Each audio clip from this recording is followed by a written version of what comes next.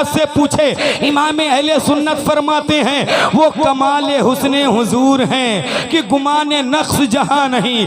हजरात मोहतरम ये मुस्तफ़ा का चेहरा है कि जो नबी को देख ले वो कलमा पढ़ के मुसलमान हो जाए। आज ज़रूरत है मुसलमानों कि हम नबी की सुन्नत के मुताबिक चलें। आज जो हमारे हालात बने हुए हैं सबसे बड़ी वजह है, बार बार मौलाना गुलजार साहब आपको और लोगों को बुला रहे हैं, भाई आके महफिल में बैठ जाओ, लेकिन हम पे उनकी बातें कोई असर ही नहीं कर रही। वजह क्या है? हमारा ईमान कमज़ोर हो गया। बहुत अच्छी बात है कि आप हुजूर की नाते पसंद करें, लेकिन हुजूर का जिक्र भी सुनना चाहिए, हदीस रसूल भी पसंद करना चाहिए। आप हालात नहीं देख रहे हैं मुल्क के, आपने फ़लस्तीन के हालात नहीं देखे, हालात क्या बन गए हैं। हजरात अगर हमने अपने अपने किरदार को न बदला तो एक सदी पहले इकबाल ने कहा था, अगर अभी न समझोगे तो मिट जाओगे ऐ हिंदी मुसलमानों, तुम्हारी दास्तां भी न होगी दास्तानों में, अभी भी वक्त है। हजरात मोहतरम हुसैनी जैसा किरदार है, कम से कम उनसे मोहब्बत करें तो हमारा मिजाज ऐसा बन जाए,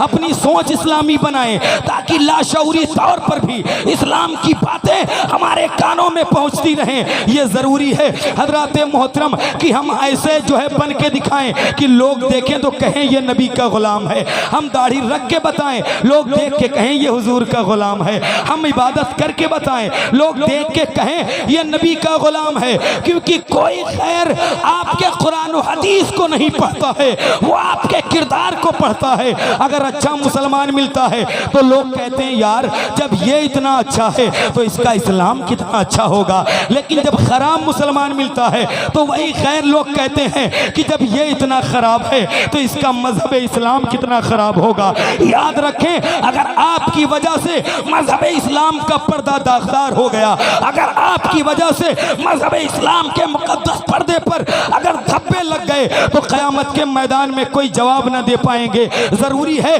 कि अपनी तारीख को पढ़ना चाहिए। जो कौम अपनी तारीख को भूल जाती है वो जलील हो जाती है, वो रुसवा हो जाती है। यार आप तो करबला में 72 थे, वहाँ भी कामयाब थे।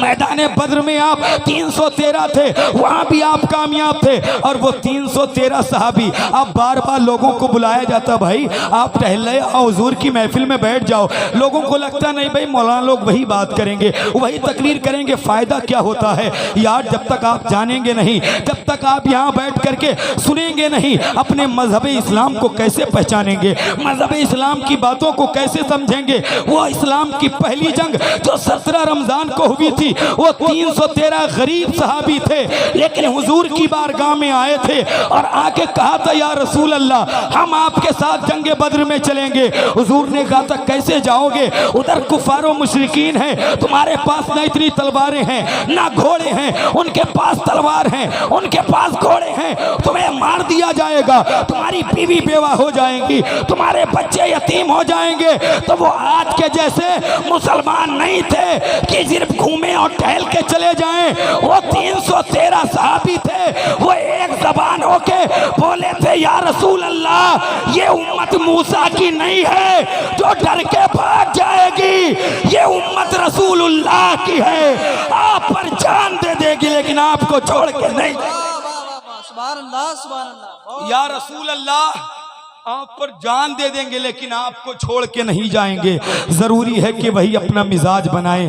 हज़रात मोहतरम इंशाअल्लाह तबारक व तआला अल्लाह की मदद ज़रूर नाज़िल होगी। अपना मिजाज इस्लामी बनाएं। आप कहीं भी रहें, कुछ भी हों, लेकिन आप हुजूर के ग़ुलाम पहले हैं, आप हुजूर के उम्मती पहले हैं। ये वक्त की ज़रूरत है वरना हालात बड़े ख़राब हैं। हालांकि मज़हब इस्लाम की अज़मतों को ना कोई कल मिटा पाया था, ना मज़हब इस्लाम की अज़मत आज मिटी है, न क़यामत तक मज़हब इस्लाम कोई इसको कोई मिटा पाएगा। है नूरे खुदा कुफ्र की हरकत पे खंदजन, फूंकों से ये चिराग बुझाया न जाएगा। हर दौर में मज़हब इस्लाम को जो है मिटाने के लिए लोग पैदा हुए। अबू जहल कितनी ताकतें लेके उठा था, लेकिन जो मज़हब इस्लाम के खिलाफ उठता है इस्लाम चाहकर उसके घर के अंदर क़याम करता है। अबू जहल कितनी ताकत लेके उठा था, लेकिन इस्लाम उनके बेटे अकरमा के सीने में क़याम करता है जाके, तो मजहब इस्लाम को जो भी निशाना बनाता है, अजमेर की धरती से राजा पृथ्वीराज चौहान ने इस्लाम की धज्जियां उड़ानी चाहिए। इस्लाम उनकी बेटी के सीने में क़याम करता है। किसी को लगता था इस्लाम अरब की वादियों से निकल जाएगा, इस्लाम यहाँ पहुँचेगा, लेकिन जब सदाकत हो, जब जो है साबित कदमी हो, जब सच्चाई होती है तो अल्लाह की मदद नाजिल होती है। ज़रूरी है मुसलमानों अपना मिजाज इस्लामी बनाएं। आपसे मैं ये कहना चाहता हूँ मुसलमानों, ये हालात जो ऐसे बन गए हैं, वजह क्या है? मुसलमान मौत से डर गया है, और जो मौत से डर जाता है उसके हालात ऐसे ही बन जाते हैं। लेकिन जो अल्लाह से डरता है फिर वो मौत से नहीं डरा करता है, और मोमिन वैसे भी मौत से नहीं डरता है। वो 313 सहाबी वहाँ थे, कामयाब हो गए अल्हम्दुलिल्लाह। हुजूर ने उनके लिए दुआ मांगी थी, अल्हम्दुलिल्लाह 313 नहीं बल्कि न जाने कितने करोड़ मुसलमान हैं। वजह क्या है? तब भी हमें जलील किया जा रहा है, तब भी हमें मारा जा रहा है। वजह क्या है? बस आखिरी बात अर्ज करके मैं आपके दरमियान से रुखसत हो रहा हूँ। वजह क्या है कि हमने मजहब इस्लाम को सही से नहीं पढ़ा। जिसके पास करबला जैसी तारीख हो वो जलील कैसे हो सकता है और रुसवा कैसे हो सकता है? लेकिन हमने नहीं पहचाना मजहब इस्लाम को। लेकिन जब अल्लाह उसके रसूल पर ईमान मजबूत होता है तो आप किसी मैदान में जाएं, हर मैदान में कामयाब हो जाएंगे। आपको कोई जलील नहीं कर पाएगा, आपको कोई रुसवा नहीं कर पाएगा, आपकी मसाजिद को कोई मुनहदिम नहीं कर पाएगा, आपके मदारिस, आपके मकाबिर पर कोई कब्जा नहीं कर पाएगा। अगर आपने अल्लाह उसके रसूल पर ईमान मजबूत कर लिया है। आपने देखा नहीं, साद इब्ने अबी वक्कास इधर खड़े थे और उधर काफिर दरियाए दजला के उस पार कह रहे थे हम मुसलमान इधर कैसे आएंगे, बीच में दरिया बह रहा है, मुसलमान डूब जाएंगे। वो सहाबी रसूल दिल में कहते हैं या अल्लाह, अगर आज मेरा गुनाह, अगर मेरे गुनाह ज़्यादा हैं तो मेरा घोड़ा पानी में डूब जाएगा, लेकिन अगर मेरी नेकियां ज़्यादा हैं तो मेरा घोड़ा डूबेगा नहीं बल्कि पानी की सतह पे दौड़ेगा। साद इब्ने अबी वक्कास ने हुजूर का नारा लगाया और दरियाए दजला में अपने घोड़े को दौड़ाया। जमाने की निगाहों ने देखा से एक न जाने कई घोड़े दौड़े। जब घोड़े को पानी में दौड़ाया, लोगों ने देखा था कि घोड़े डूब नहीं रहे थे बल्कि पानी की सतह पर दौड़ रहे थे। जिन लोगों ने देखा उनके पित्ते पानी हो गए, वो लर्जा बरंदाम हो गए। दश्त तो दश्त हैं, दरिया भी न छोड़े हमने, पैरे जुल्मात में दौड़ा दिए घोड़े हमने। जंग में कागजी अफराद से क्या होता है, हिम्मतें लड़ती हैं, तादाद से क्या होता है।